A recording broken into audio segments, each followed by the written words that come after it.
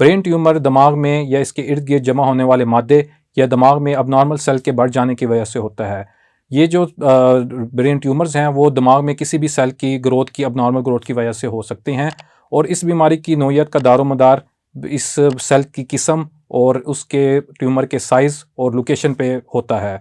आज की इस वीडियो में हम आपको कुछ ऐसी अलामात बताएंगे जो अगर आपको महसूस हों तो इसका मतलब है कि आपको ब्रेन ट्यूमर हो सकता है।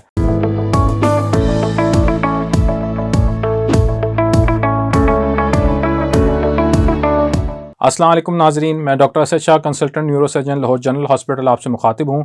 आज की इस वीडियो में हम बहुत एक अहम टॉपिक डिस्कस करेंगे जो कि है ब्रेन ट्यूमर। ब्रेन ट्यूमर दिमाग में या इसके इर्द गिर्द जमा होने वाले मादे या दिमाग में अबनॉर्मल सेल के बढ़ जाने की वजह से होता है। ये जो ब्रेन ट्यूमर्स हैं वो दिमाग में किसी भी सेल की ग्रोथ की अबनॉर्मल ग्रोथ की वजह से हो सकते हैं और इस बीमारी की नौयत का दारोमदार इस सेल की किस्म और उसके ट्यूमर के साइज़ और लोकेशन पे होता है। आज की इस वीडियो में हम आपको कुछ ऐसी अलामात बताएंगे जो अगर आपको महसूस हों तो इसका मतलब है कि आपको ब्रेन ट्यूमर हो सकता है, लेकिन कंफर्म नहीं है कि आपको ब्रेन ट्यूमर हो, क्योंकि बाकायदा इसकी तशख़ीस के बाद पता चल सकता है। तो आते हैं हम अब अलामात की तरफ। सबसे पहले जो अलामत है वो है दौरे।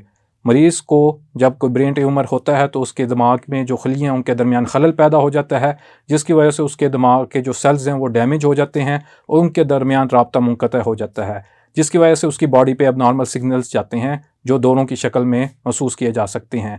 ये दौरे उसको किसी भी जिस्म के हिस्से में हो सकते हैं या आधे जिस्म में हो सकते हैं या पूरे जिस्म में हो सकते हैं। और इसकी दूसरी जो अलामत है ब्रेन ट्यूमर्स की वो है मुस्तकिल सर का दर्द होना। अगर आपको मुस्तकिल सर दर्द रहता है और दवाइयों से भी फ़र्क नहीं मिलता और साथ आपको सुबह सवेरे उठते साथ ही सर दर्द स्टार्ट हो जाता है और साथ आपको वॉमिटिंग स्टार्ट हो जाती है, तो इसका मतलब यह है 1% चांस ये है कि आपको ब्रेन ट्यूमर हो सकते हैं। और तीसरी जो अहम अलामत है वो है नज़र का कमज़ोर होना या अंधापन होना। अगर आपकी नज़र में धुंधलापन महसूस हो रहा है या आपको साइडों से नज़र आना बंद हो गया है या आपको देखने में दिक्कत हो रही है और आपका जो आँखों का जो आपके जो ऐनक का जो साइज़ है वो आहिस्ता आहिस्ता कम होता जा रहा है, तो इसका मतलब ये है कि आपके ब्रेन में कोई ट्यूमर है जिसकी वजह से आपकी देखने वाली जो नस है उस पर प्रेशर पड़ रहा है। चौथी जो अहम वजह है वो है बहरापन या कानों में से कम सुनाई देना। अगर आपसे कानों से कम सुनाई दे रहा है और आपको 2 से 3 महीने के अंदर आपको बहरापन भी हो गया है, तो इसका ये मतलब है कि आपकी सुनने वाली जो नस है उसके ऊपर कोई प्रेशर ट्यूमर डाल रहा है, जिसकी वजह से आपको बहरापन हो रहा है। तो आपको फ़ौरन चाहिए कि आप अपनी तशख़ीस करवाएं ताकि ब्रेन ट्यूमर का पता चल सके। जो पाँचवीं मेन अहम वजह है वो है कमज़ोरी, जिस्म के किसी भी हिस्से की कमज़ोरी या सुस्तीपन। मोटर कोर्टेक्स हमारा वो एरिया है जो हमारे जिस्म को कंट्रोल करता है और हमारी जिस्म की ताकत को कंट्रोल करता है। अगर उस एरिया में कोई ट्यूमर हो जाता है तो उस एरिया को डैमेज कर देता है, तो हमारी अपोजिट साइड की कमज़ोरी हमें महसूस होती है।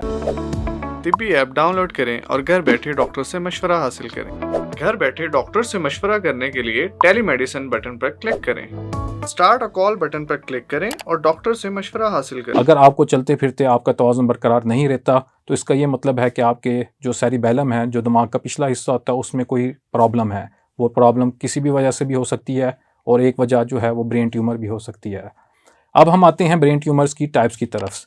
जो ब्रेन ट्यूमर्स की जो टाइप्स हैं वो प्राइमरी भी हो सकते हैं और सेकेंडरी भी हो सकते हैं। प्राइमरी ट्यूमर्स वो होते हैं जो ब्रेन की अपने सेल से ग्रोथ होती है, जिनकी ट्यूमर्स की उनको हम प्राइमरी ट्यूमर्स बोलते हैं। और सेकेंडरी ट्यूमर्स जो जिस्म के दूसरे अज़ा से मुंतकिल होकर सेल्स अबनॉर्मल सेल्स जाएँ, वो सेकेंडरी ट्यूमर्स की कॉज हो सकते हैं। ये ट्यूमर्स बिनाइन भी हो सकते हैं, यानी बग़ैर जड़ों वाले और कैप्सूल के अंदर रहने वाले भी ट्यूमर हो सकते हैं। और ये मैलिग्नेंट ट्यूमर्स भी हो सकते हैं जो जड़ों वाली रसोलियाँ होती हैं और कैप्सूल के बगैर होती हैं और बड़ी तेज़ी के साथ फैलती हैं। अब हम आते हैं इसकी तशख़ीस की तरफ।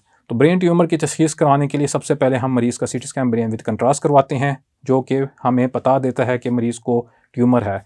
और इसको मज़ीद एक्यूरेट जगह देखने के लिए और इसकी ब्लड सप्लाई देखने के लिए और इसकी लोकेशन देखने के लिए हम MRI ब्रेन विद कंट्रास्ट कराते हैं, जिससे हमें एग्जैक्ट ट्यूमर की लोकेशन का पता चल सकता है। अब हम आते हैं इसकी ट्रीटमेंट की तरफ। तो ब्रेन ट्यूमर्स की ट्रीटमेंट जो होती है अमूमन वो हम उसको एंटी एपिलेप्टिक ड्रग्स देते हैं जो दौरे उसके कंट्रोल करते हैं। इसके अलावा हम उसको स्टेरॉइड्स देते हैं, जिसकी वजह से उसके रसोली की वजह से जो सोजिश होती है वो कम हो जाती है।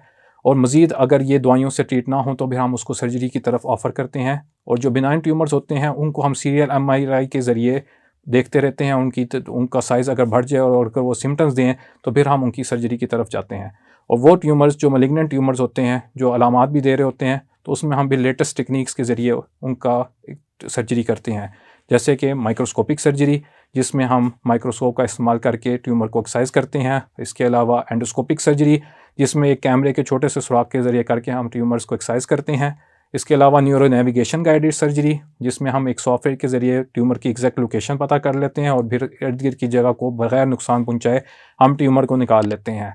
इसके अलावा हम रेडियो सर्जरी भी आफर मरीज़ को कर सकते हैं, जिसमें हम शॉम के ज़रिए ट्यूमर को श्रिंक कर सकते हैं और उसका साइज़ छोटा कर सकते हैं। तो नाज़रीन, अगर आपको इन अलामात में से कोई अलामात हो और आपके या किसी रिश्तेदार को ये अलामत हो, तो आपको चाहिए कि फ़ौरन तिब्बी के प्लेटफॉर्म पे हमसे रुजू करें, ताकि जल्द अज जल्द आपकी तशख़ीस और बर वक्त इलाज किया जा सके। शुक्रिया।